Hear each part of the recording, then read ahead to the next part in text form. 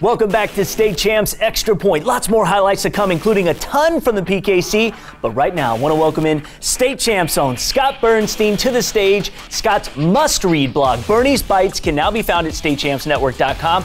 Writes a lot on recruiting for the website, too, and that's what we want to focus on. Burnstein's debut on Extra Point. How you feel? Man, I'm excited. I've been a big fan of this whole concept, so couldn't be happier to be in the mix. Okay, staying in the recruiting world, some news out of Warren De La Salle. Yeah, so Alan Stritzinger, 6'1", 185 pounds, just a pure playmaker, came on like gangbusters last year as a sophomore.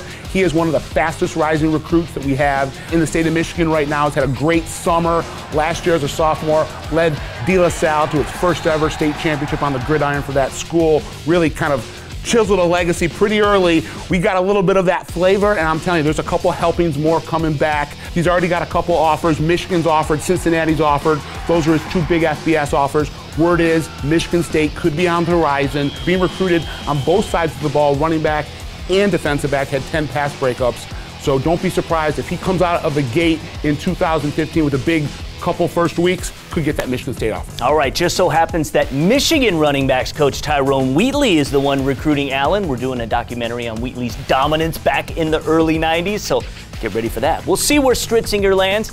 Thank you, Scott. We'll have Tom Markowski here next week to break down his team rankings after week 1 of the season. Now, let's go back to Wayne State.